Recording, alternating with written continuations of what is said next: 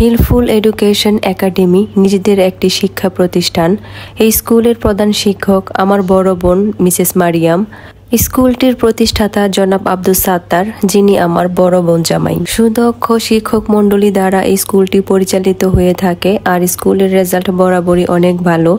তবে আমি আজকে স্কুলের কোয়ালিটি বা মান নিয়ে কথা বলতে চাচ্ছি না। আমার কন্টেন্টের মুখ্য বিষয় হচ্ছে গাছপালা, আর স্কুলটি এত সবুজে ঘেরা, শাক সবজি ফুল ফল কি নেই এখানে। বিদ্যালয়ের প্রাঙ্গণে এইরকম সবজি চাষ দেখে আমি খুবই মুগ্ধ হয়েছি। বিদ্যালয়ের স্টার্টিং এ কিছু ডাটা শাক দেখা যাচ্ছে, আর এগুলো যেহেতু পরিপক্ক হয়ে গিয়েছে তাই আর শাক হিসাবে খাওয়া যাবে না, আমরা ডাটা হিসাবেই খাবো। আর এই ডাটা শাকের ক্ষেতটা দেখে আমার বেশ ভালো লাগছিল, যদিও এটাকে ক্ষেত বলা যায় না, তবে ছোটখাটো মিনি একটা ক্ষেতের মতো হয়ে আছে। ভিতরে কিন্তু অনেক বেশি ডাটা শাক হয়ে আছে। আমি আজকে কিছু ডাটা কালেক্ট করব, আর এই ডাটা কালেক্ট করতে বরাবরই তাহা আমাকে হেল্প করে। মজার বিষয় হচ্ছে ডাটার সাইজ তাহার চেয়েও বড়, তাই তাহা খুঁজে খুঁজে নাদুস নুদুস ডাটাগুলো খুঁজে বের করছে। আর এভাবে আমরা একটা একটা করে কালেক্ট করব। যেহেতু এই সবজিগুলো একদম নিজেদের জন্য করা, তাই এখানে কোনো রকম রাসায়নিক সার ব্যবহার করা হয় নাই। সম্পূর্ণ জৈবভাবে মাটি তৈরি করে এই বীজগুলো ফেলে দেওয়া হয়েছিল, দেন এইখান থেকে এই ডাটা গাছগুলো হয়েছে। প্রথম অবস্থায় যখন ডাটা শাক ছিল তখন আমরা ডাটা শাক হিসাবে কালেক্ট করে নিয়ে খেয়েছি, আর এই ডাটাগুলো পরিপক্ক করার জন্য আমরা রেখে দিয়েছিলাম। পরিপক্ক হওয়ার পর আজকে কালেক্ট করে আমরা নিয়ে যাচ্ছি। শুধু ডাটা নয়, ভিতরে আরো অনেক সবজি আছে, আমরা ওয়ান বাই ওয়ান দেখব।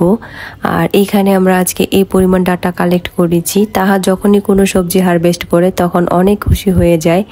আমার মনে হয় আমার চেয়ে তাহা বেশি খুশি হয়ে যায়। শুধু সবজি নয়, অনেক রকম ফুলের সমাহার রয়েছে এই বিদ্যালয়টিতে। বিদ্যালয়ের স্টার্টিং এ এইরকম একটা সাদা ফুলের গাছ দেখে আমার বেশ ভালো লাগছিল, তবে এই মুহূর্তে আমার ফুলের নামটা মনে আসছে না। ফুলটা দেখতে কিন্তু বেশ সুন্দর।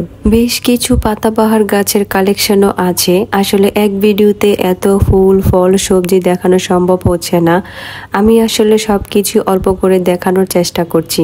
ইচ্ছা থাকলে অনেক কিছুই সম্ভব হয়, আর এটা স্কুলের প্রতিষ্ঠাতাকে দেখলেই বোঝা যায়।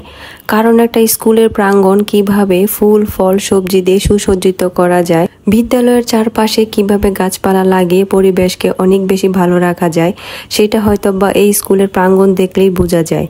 হিলফুল এডুকেশন একাডেমি সম্পূর্ণ গাছপালা দিয়ে ঘেরা আর সুসজ্জিত। এই গাছপালা শুধু বিদ্যালয়ের সৌন্দর্য বাড়াচ্ছে এমনটাই নয়, কারণ এখানে যারা স্টুডেন্ট আছে তারা কিন্তু মোটামুটি এই ধরনের গাছপালার একটা সেটআপ দেখেই বড় হচ্ছে। গাছপালার সৌন্দর্য বা গুরুত্ব বাচ্চাদেরকে আলাদা করে আর বোঝানো লাগছে না। আর ভিতরের এই সাইডের ঢেঁড়স গাছ দেখে আমার আরো বেশি ভালো লাগছিল। এক পাশে এরকম সুন্দর মাটি রেডি করে ঢেঁড়স বীজ বুনন করা হয়েছিল, আর সেখান থেকে গাছগুলো এই পরিমাণ বড় হয়েছে। যদিও এখনো ঢেঁড়স হয়নি, তবে গাছগুলো কিন্তু বেশ তরতাজা। নিয়মিত গাছে পানি দেওয়ার জন্য সুব্যবস্থা করা হয়েছে। একটা পাইপ টেনে যেন গাছে পানি দেওয়া যায় সেই ব্যবস্থাও করা আছে। বিদ্যালয়ের 3 পাশ ঘিরে কিন্তু অনেক গাছপালা, আর এই পাশটাতে রয়েছে সম্পূর্ণ পেঁপে গাছ। পেঁপে গাছগুলা কিন্তু বেশ হেলদি, আর কি পরিমাণ পেঁপে হয়েছে সেটা গাছ দেখলেই বোঝা যাচ্ছে।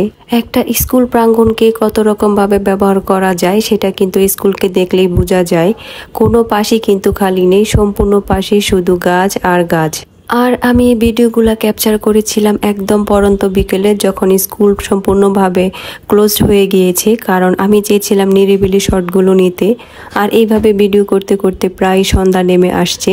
বিদ্যালয়টির নির্মাণ কাজ এখনো সম্পূর্ণ হয়নি, তাই নেক্সট কোনো একটা ভিডিওতে আমি সম্পূর্ণ স্কুলের একটা ভিডিও নিয়ে চলে আসব।